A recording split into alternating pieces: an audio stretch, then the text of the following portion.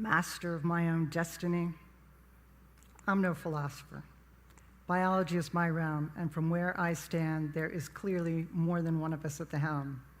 I'm referring to the fact that half the cells in your body do not contain your own DNA. They belong to bacteria, protozoa, fungi, and other unicellular creatures. These tiny tenants, collectively known as our microbiota, are most abundant in the gut, where they aid in digestion and carry out many other essential functions. Most amazing, they talk to your brain. They influence your mood, your energy level, your appetite, your memory, perhaps even your personality. I can say this with confidence owing to mice like this, which have no microbes. They've been dubbed bubble mice because they're raised in sterile facilities.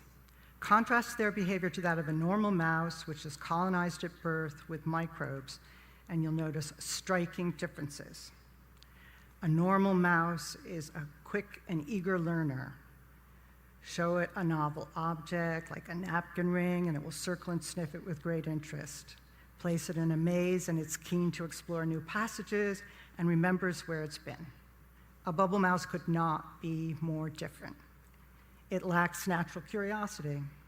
It's slow to learn, quick to forget, and just as inclined to favor the familiar over what's new, exciting, or different. Indeed, they don't even protest if separated at a young age from their mothers, a trauma that in a normal mouse would lead to lifelong skittishness. But if you colonize a bubble mouse early in life with the normal microbiota for that strain, guess what happens? Their behavior normalizes. We're not mice, so does any of this apply to us? Actually, a mountain of evidence suggests that it does. Consider this. If I transfer gut bacteria from an overweight twin to bubble mice, the animals fatten up. Transfer gut bacteria from a thin twin to bubble mice, feed them the same rat chow, and the animals stay thin. Similarly, if I transfer gut bacteria from a depressed person to a bubble mouse, the animal will display depressive-like symptoms.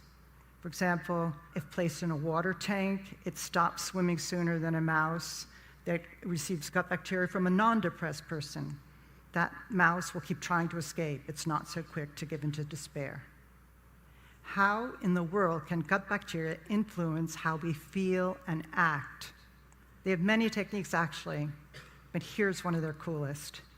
Gut bacteria produce hordes of psychoactive compounds, including half a dozen neurotransmitters.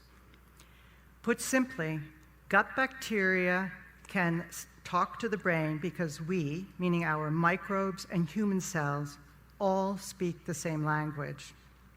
In fact, some scientists think this language was actually invented by bacteria. I should point out that this long-distance conversation is facilitated by a major nerve cable that runs from your gut to your brain. It's called the vagus nerve, and it can be directly activated by bacteria or by the psychoactive compounds they produce. Incidentally, about 80% of the traffic on this cable is going from the gut to the brain and not the other way around, as had long been assumed. Of course, gut bacteria can also rely on the circulatory system to transport their psychoactive compounds upstairs. And there's one other very important, albeit indirect way that gut bacteria signal the brain, and that's by misbehaving.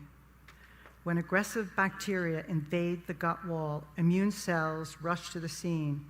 And surprising scientists, those immune cells and related compounds don't always stay localized in the gut, but can travel to the brain, where they trigger inflammation and depression.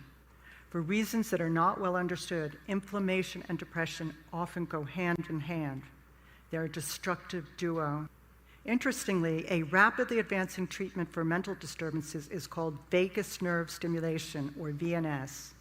As its name suggests, it entails electrically stimulating the vagus nerve via an electrode implanted in the chest. Although this therapy evolved independently of microbiota research, some scientists think that the current may actually mimic the effects of gut bacteria on the nerve. That's speculative, but what is clear is that VNS strengthens the gut barrier, preventing pathogenic bacteria from breaching it and causing an inflammatory response that spreads to the brain. Encouragingly, the FDA has already approved VNS for the treatment of severe epilepsy and depression unresponsive to standard therapy. What's more, early clinical trials suggest the procedure may also benefit people suffering from ADHD, OCD, and PTSD. In parallel with these developments, microbiota researchers are attempting to treat mental disturbances by changing the composition of our gut bacteria, or alternatively, by boosting or blocking the action of the chemicals these organisms make. To that end, they're making exciting progress in pinpointing exactly which bacteria are good or bad actors in various neuropsychiatric conditions. People with autism spectrum disorder, for example, often have high amounts of a bacteria molecule in their blood, and in rodents, this molecule has been shown to raise anxiety and even alter brain connectivity. Axial Therapeutics, a company at the forefront of developing microbiota-based treatments, is now conducting a clinical trial of a drug designed to prevent this destructive molecule from reaching the brain. The goal is to treat irritability in children with autism. Meanwhile, a bacterium found in yogurt called Lactobacillus reuteri has shown to promote social bonding in animal models of autism. Both good and bad bacteria have similarly been linked to amyotrophic lateral sclerosis, or ALS. That's the neurodegenerative disease best known for paralyzing the great baseball player Lou Gehrig at the peak of his career. Like him, most patients die within just a few years of being diagnosed with the disease. A small minority live 10 years or longer. In animal models of ALS, Israeli researchers have recently discovered 2 bacteria that accelerate the disease and another that slows its development.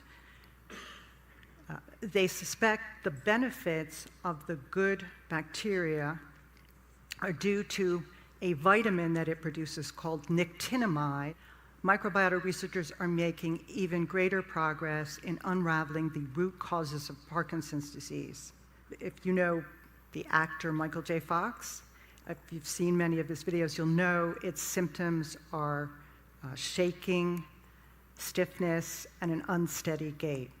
It's long been known that the disease involves the misfolding of a protein called alpha-synuclein in this part of the brain. As the misfolding spreads, brain cells start to die, symptoms worsen. The big mystery is what causes alpha-synuclein, the Parkinson's protein, to misfold in the first place. Several labs have recently converged on one likely culprit. The guts of some people, their research suggests, harbor a strain of E. coli that churns out a misfolded compound very similar to the Parkinson's protein. And when misfolded variants of this protein are injected into the guts of susceptible rodents, it causes the normal protein in the intestinal lining to misfold in turn. Like falling dominoes, this wave of misfolding protein slowly spreads up the vagus nerve, and in about 2 months, you see clumped up protein in exactly the part of the brain that degenerates in Parkinson's patients. Most importantly, these fresh glimpses into the origins of the disease are suggesting new ways of intervening in its progression, a prospect, needless to say, that has experts super excited. Of course, it's early days. We don't yet know whether successful treatments will emerge from this line of research, or for that matter, any of the other investigations I've described.